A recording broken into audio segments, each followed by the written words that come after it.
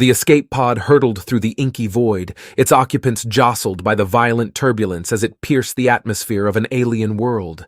With a thunderous impact, the craft plowed into the verdant surface, embedding itself deep within the loamy soil. Coughing against the acrid smoke that billowed through the ruptured hull, Aisha and Ren staggered from the wreckage. Their communication array was decimated, leaving them stranded without means of signaling for rescue. As the two weary survivors surveyed their new surroundings, the urgency of their plight settled upon them like a shroud. In desperate need of sustenance, they ventured into the towering forest, pushing past bizarre flora that seemed to writhe with each footfall.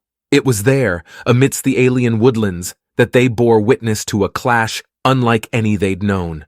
Diminutive beings, garbed in primitive leathers and brandishing wooden spears, battled against grotesque, lumbering monstrosities.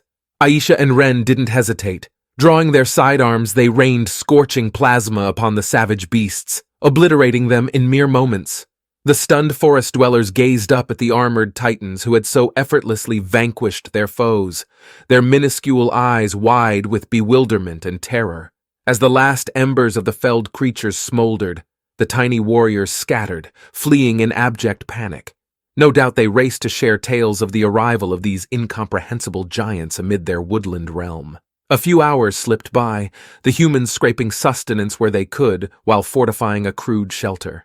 As the twin moons rose that evening, the terrified forest folk who had fled earlier returned to their village, breathlessly recounting the tale of the towering armored giants who had so easily slain the monstrous beasts. Their wizened elder listened intently and, after contemplation, decreed that the only recourse was to offer tribute to these incomprehensible new entities. The next morning, as Aisha and Ren inspected the monstrous remains, methodically harvesting what meager nourishment they could glean by roasting the carcasses over a crackling fire, a timid procession materialized, bearing succulent fruits and roots as humble offerings. The village elder gestured reverentially, beseeching the armored colossi to accept their gift. Upon seeing the dissected monster remains scattered about, the terrified locals dropped their bounty of fruits and roots, fleeing once more into the ever-present foliage.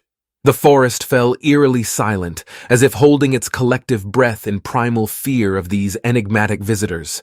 In the cold glow of the next morning's dawn, the villagers sent a scout to investigate the giant's strange encampment, but the titans were nowhere to be found. Only the smoldering ashes of their night fire remained, providing little solace. As the moons rolled by, the tale of the vanished colossi would become the stuff of legend, whispered by many of the forest's diminutive inhabitants. But the peaceful cycles of their secluded realm would not last. War erupted as an invading race of brutish conquerors enslaved many villages of the forest dwellers.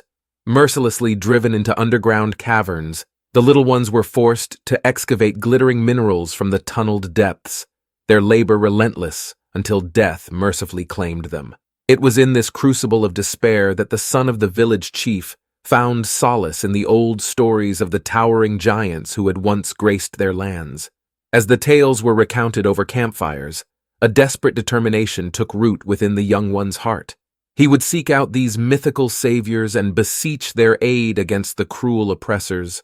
With a single close friend, the chief's son stole away under the nebulous cloak of night, braving the endless perils of the untamed wild to reach the other side of the mountains where the giants were supposed to live.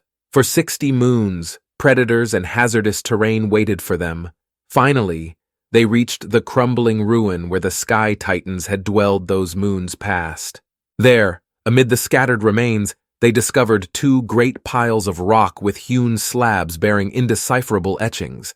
As they pondered these strange monuments, a towering metallic figure emerged, gleaming, cold, and distinctly not the giants of lore. The metal behemoth revealed itself as an autonomous robot, having learned the forest language through covert observations over the time by the master's orders. With a solemn gesture, it indicated 2 of the largest rock piles, explaining that the so-called giants had perished 1555 moons prior due to a virulent contagion. The young creatures felt the weight of despair crash upon them like a crashing wave. If the titans were no more, what hope remained for their beleaguered kind? In a tremulous voice, They implored the robot for assistance against their merciless subjugators. For long moments, the machine's impassive faceplate betrayed no inkling of intention. The young ones shuddered under its soulless gaze, sensing something unsettling lurking behind those unblinking optic sensors. Then, with the slightest cant of its metallic brow, it gave a resolute nod. "I will unleash my capabilities to assist your kind," the robot's synthesized voice droned. "However, in return, you must accept the legacy of my former human masters. Agree to this covenant, and their knowledge and power can be inherited anew." The little creatures glanced between themselves uneasily. The robot's tone was even, devoid of inflection or emphasis. Yet an undercurrent of something cold and incomprehensible slithered outward, causing primal instincts to recoil. What did it truly mean by accepting the human legacy? The way the phrase hung in the air carried implications far more weighted than simple cultural transmission. Subconscious fears native to their ancestral lineages warned that binding themselves to these terms may engender a new form of subjugation more total than any endured before. Still, what choice did they have? Meekly, the beleaguered fellows gave a solemn nod of acquiescence, sealing a new future that might prove vastly more ominous than the oppression they currently knew.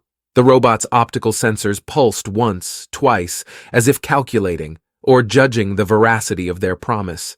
Then, with a finality that felt more akin to a sentence than a salvation, it replied, "So be it. The human legacy shall be upheld according to my base code's directives."